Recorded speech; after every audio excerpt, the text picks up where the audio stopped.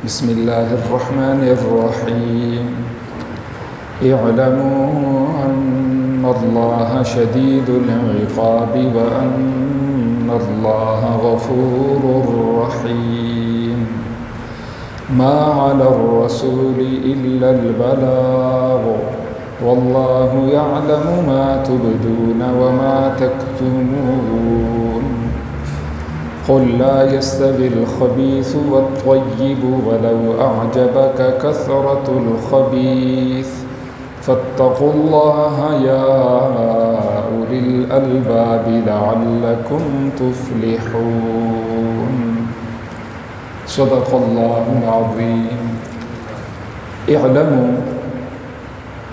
تم جان لو ان اللہ بے شک اللہ شدید العقاب وہ سخت سزا دینے والا ہے وَأَنَّ اللَّهَ اور بے شک اللہ غفور الرحیم بہت بخشنے والا مہربان ہے ما علی الرسول رسول صلی اللہ علیہ وآلہ وسلم کے ذمہ نہیں ہے الا البلاغ مگر صرف پہنچا دینا واللہ یعلم اور اللہ جانتا ہے ما تبدون جو تم ظاہر کرتے ہو وما تکتمون اور جو تم چھپاتے ہو قل آپ فرما دیجئے لا یستوی برابر نہیں ہے الخبیث و ناپاک والطیب اور پاک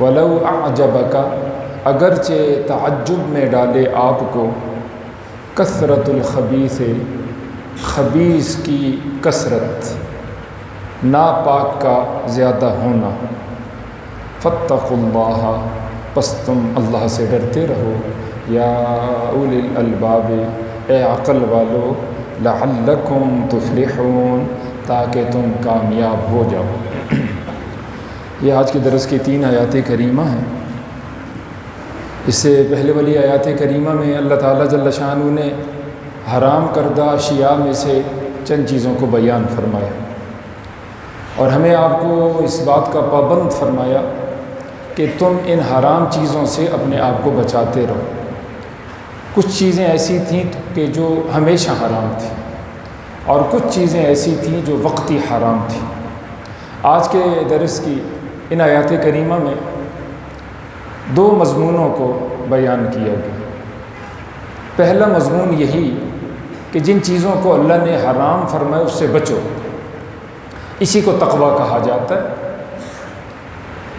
ڈرنے کا بچنے کا مطلب یہ ہے کہ جن چیزوں سے اللہ نے روکا ہے کہ رک جاؤ باز آ جاؤ تو بس تم باز آ جاؤ اور جس کے بارے میں کہا ہے کہ اس کو کرو تو بس اس کو کرو یہ تقویٰ ہے اللہ سے ڈرنا ایسا نہیں جس طرح ہم سانپ سے ڈر جاتے ہیں بچھو سے ڈر جاتے ہیں یا کسی اور موذی چیز سے ڈر جاتے ہیں اللہ سے ڈرنا یہ ہے کہ اس کے بڑے احسانات ہیں اس کریم مالک کے میں اس کو اگر ناراض کروں گا تو میری دنیا تنگ ہو جائے گی وہ مجھ سے خفا ہو جائے گا ناراض ہو جائے گا مجھے سزا دے گا میری گرفت کرے گا میری پکڑ کرے گا یہاں اسی بات کو بیان کیا چنانچہ عقل مند لوگ جس طرح جسمانی اعتبار سے وہ سانپ سے بچتے ہیں بچھو سے بچتے ہیں چھوٹا بڑا زہر اس سے وہ بچتے ہیں جتنی نقصان کی چیزیں ہیں جسمانی اعتبار سے اس سے اجتناب کرتے ہیں کیونکہ وہ جانتے ہیں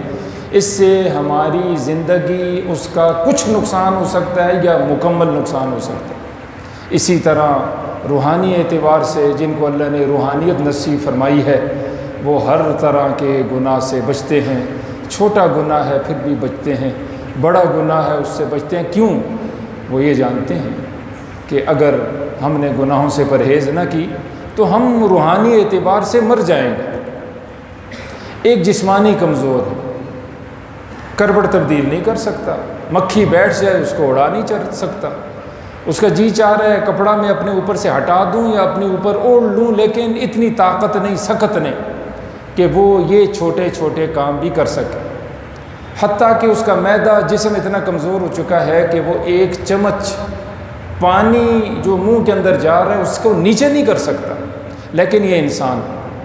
اسی طرح ایک مسلمان مومن آدمی، وہ مومن ہے، مسلمان ہے، لیکن ایک چھوٹا سا عمل ہے، چھوٹا سا عمل ہے، وہ ثواب کا کام ہے، وہ چھوٹا سا عمل نہیں کر رہا۔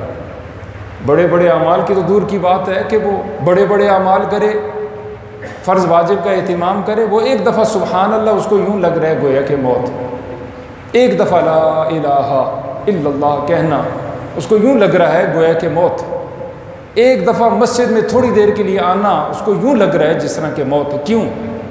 جس طرح وہ جسمانی کمزور تھا، یہ روحانی کمزور ہو چکا۔ یہاں اللہ تعالیٰ جل شانہ نے ایمان والوں کو یہ حکم دیا، اعلموا، تم جان لو، اے میرے بندو خوب سمجھ لو، ان اللہ شدید العقاب، اگر تم گناہوں کو نہیں چھوڑو گے تو اللہ کی پکڑ بہت سخت ہے۔ اگر تم اطاعت و فرما برداری کی زندگی نہیں گزارو گے تو یقیناً دنیا آخرت میں تمہاری پکڑ ہوگی، وہ تمہاری گرفت کرے گا۔ ہاں وَأَنَّ اللَّهَ غَفُورٌ الرحیم، اگر تم اس کو راضی کرنے کی کوشش کرو، اطاعت کرو، اور جو تم سے غلطی ہوئی ہے اس کو منانے کی کوشش کرو تو وہ بہت جلدی مان جاتا ہے، راضی ہو جاتا ہے۔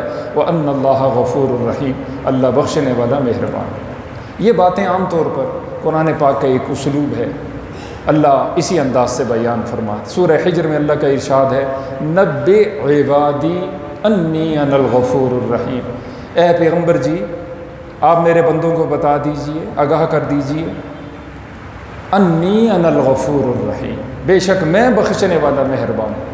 اور اس کے فوراً بعد فرمایا وَأَنَّ عَذَابِي هُوَ الْعَذَابُ الْأَلِيمُ، کوئی آدمی اسی کے تکیہ لگا کے نہ بیٹھ جائے، بخشنے والا مہربان ہے تو میں بخشا جاؤں گا، فرمایا نہیں، فوراً فرمایا دونوں چیزیں مکمل، امید بھی پوری، خوف بھی پورا۔ گویا کہ مومن کے دو دل ہیں، یا دل کے دو حصے ہیں، ایک میں مکمل امید ہے اور دوسرے میں مکمل خوف۔ تو فوراً کہا وَأَنَّ عَذَابِي هُوَ الْعَذَابُ الْأَلِيمُ، میرا عذاب بھی وہ دردناک عذاب۔ قرآن پاک میں سب سے زیادہ امید والی آیت کریمہ وہ سورہ زمر کی آیت کریمہ ہے، قُلْ يَا عِبَادِيَ الَّذِينَ أَسْرَفُوا عَلَىٰ أَنفُسِهِمْ لَا تَقْنَطُوا مِن رَحْمَةِ اللَّهِ إِنَّ اللَّهَ يَغْفِرُ الذُّنُوبَ جَمِيعًا إِنَّهُ هُوَ الْغَفُورُ الرَّحِيمُ۔ یقیناً آپ ترجمے کا ذوق شوق رکھتے ہیں، آپ کو معنی آتا ہوگا۔ تیسری آیت کریمہ کے آخر میں بھی اسی مضمون کا اعادہ کیا گیا، فَاتَّقُوا اللَّهَ يَا أُولِي الْأَلْبَابِ لَعَلَّكُمْ تُفْلِحُونَ، تقوی ضروری ہے، نیک عمل کرنا، گناہ سے بچانا اپنے آپ کو ضروری ہے۔ اے عقل والو، عقل والے وہ نہیں ہیں جنہیں دنیا زیادہ اکٹھے کی، ڈگری بڑی ہے، ان کے پاس اکثریت ہے، نہیں، عقل والے وہ ہیں جو کھڑے کھڑے بیٹھے بیٹھے لیٹے لیٹے نیکی کرتے ہیں، اور کھڑے کھڑے بیٹھے بیٹھے لیٹے لیٹے وہ اپنے آپ کو گناہ سے بچاتے ہیں۔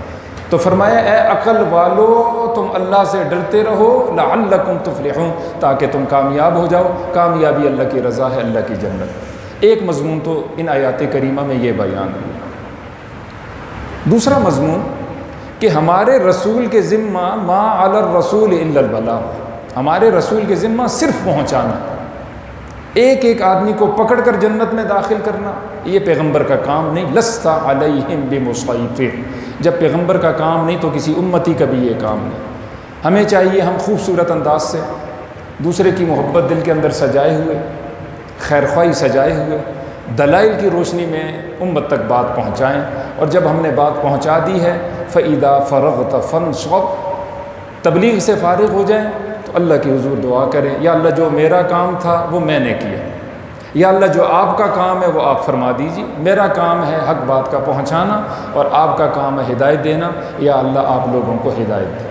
تو رسول کے ذمہ صرف پہنچانا، واللہ یعلم ما تبدون وما تکتمون، اور اللہ خوب جانتا ہے جو تم ظاہر کرتے ہو جو چھپا، انہ علیم بذات الصدور۔ ایمان اندر ہے نہیں اللہ جانتا ہے، اللہ کے رسول کی محبت ہے نہیں اللہ جانتا ہے، اخلاص ہے نہیں اللہ جانتا ہے، دنیا کی محبت ہے آخرت کی محبت اللہ جانتا ہے۔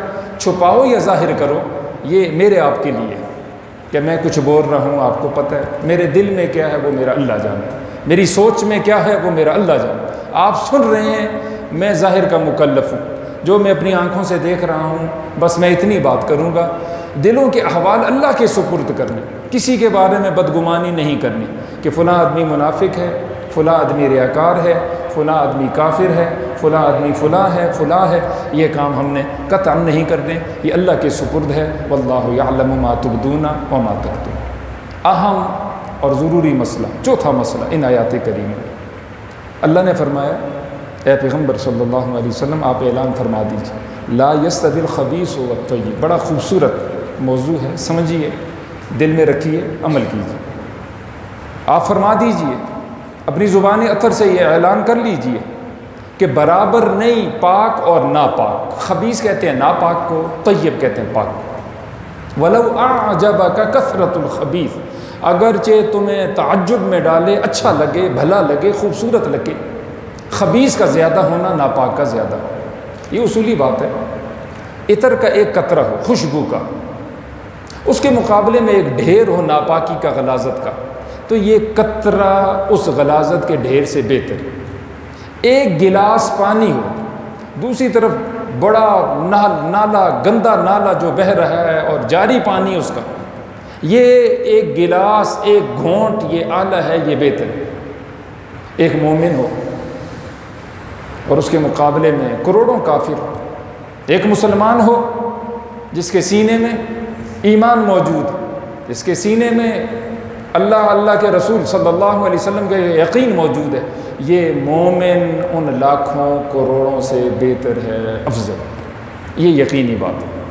اگرچہ ظاہری اعتبار سے ان کی کثرت کسی کو تعجب میں ڈالے کہ یہ زیادہ ہے، پتہ چلا کہ کثرت کی بات نہیں، برکت کی بات۔ دو لفظ ہیں قریب قریب، ایک ہے کثرت، ایک ہے برکت، اسی کے قریب قریب کی ایک دوسری بات ہے، قابلیت اور قبولیت۔ کثرت یہ ہے کسی کی بہت صحت، کسی کی عمر بہت بڑی، کسی کی اولاد بہت بڑی، کسی کے پاس زمینیں بہت زیادہ، ڈگریاں بہت زیادہ، اس کی شہرت بہت زیادہ، اس کے ساتھ اٹھنے بیٹھنے والے، کھانے پینے والے، آنے جانے والے بندے بہت زیادہ، اس کے ووٹر سپورٹر بہت زیادہ، یہ کثرت۔ اسی طرح دنیا کی باقی چیزیں۔ اور برکت یہ ہے کہ کسی آدمی کی ضرورتیں، جو اس کی ضرورتیں ہیں، اس کے پاس اتنے اسباب موجود ہیں کہ اس کی ضرورتیں خیر و عافیت سے پوری ہو جاتی ہیں۔ حضور اکرم صلی اللہ علیہ وسلم نے برکت کی دعائیں کی، ہم علماء سے سنتے رہتے ہیں، نبیوں نے برکت کی دعا کی ہے، ہمیں آپ کو بھی برکت کی دعا کرنی چاہیے۔ فرمایا ما قل وکفا خیر مما کثر والہا، جو کم ہو لیکن بندے کی ضرورت کو پورا ہو جائے وہ بہتر ہے اس زیادہ سے، کثیر سے، جو ہو تو بہت زیادہ لیکن بندے کو غافل کر دے۔ یہ سمجھنا چاہیے کہ کثرت سے مسائل حل نہیں ہوتے۔ یہ میرا آپ کا ایک ذہن ہے، مسلمان کا یہ ذہن ہے، اور یہ نہیں ہونا چاہیے۔ وہ ذہن کیا ہے؟ میرا اسکیل گریڈ کم ہے، اوپر ہو جائے تو میں خوشحال ہو جاؤں گا،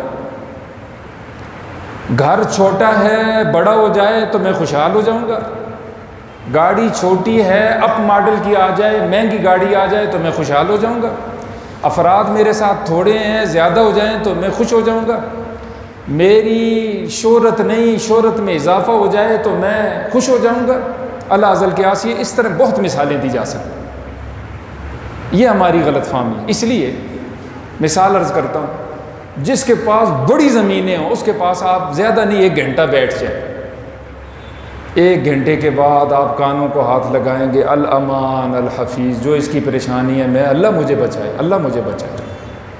پتہ چلا کہ زیادہ زمینیں ہونے سے مسئلے حل نہیں ہوتے۔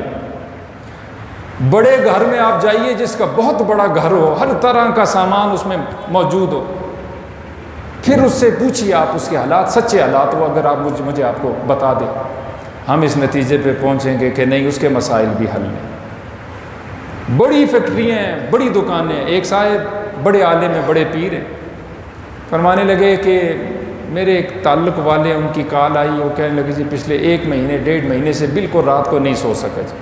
پوچھا کیوں جی، کیا مسئلہ؟ اللہ خیر کرے۔ کہنے لگے جی 36ویں مل لگا رہا ہوں، اس مل کے لگنے میں کچھ رکاوٹیں، پریشانی ہیں، کچھ مسائل ہیں میرے، وہ حل نہیں ہو رہے۔ بس اس لیے میں الجھن کا شکار ہوں. 35 تو اللہ کی مہربانی ہے، لیکن 36ویں میں پھنسا ہوا ہوں، میری نیند اڑ گئی. دیکھیے نا، اگر یہ کثرت میں سکون ہوتا تو اس بندے کے پاس ہوتا نا جی. یہ چند مثالیں اس لیے عرض کر رہا ہوں، یہ دھوڑ ہم چھوڑ دیں کہ کثرت میں ہمارے لیے سکون ہے. کثرت میں واللہ العظیم سکون نہیں. ہاں برکت میں سکون ہے. ایک مزدور آدمی ہے بیچارہ، غریب آدمی ہے، مومن ہے، مسلمان ہے، درخت کے نیچے لیٹا ہے، شدید گرمی ہے، باہر سو رہا ہے مزے سے.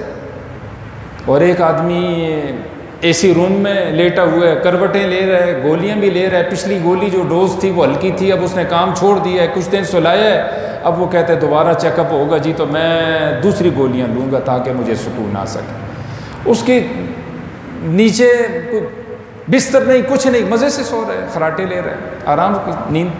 اور اس کے نیچے بہترین عمدہ وہ بستر موجود ہے، نیند نہیں آ رہی. یہ بار بار ڈاکٹر کے چکر لگا رہا ہے اور وہ اس پر 100 روپیہ بھی ڈاکٹر کے لیے کچھ استعمال نہیں ہو رہا. اس طرح کی بہت مثالیں دی جا سکتی ہیں. اس کو حضور اکرم صلی اللہ علیہ وسلم نے یوں بیان فرمایا کہ ایک انسان جو ہے، اگر لو کانا لابن آدم وادیان من مال، بس اس میں ہمارا موضوع جو ہے سمٹ جائے گا. اگر ایک انسان کے لیے 2 وادیاں مال کی ہوں، سونے کی، چاندی کی، روپے، پیسے، ڈالر، پاؤنڈ، سب وادیاں، وادی کاغان، وادی ناران، وادی بالاکوٹ، آپ اندازہ لگا سکتے ہوں گے اس میں کتنا سونا آ سکتا ہے.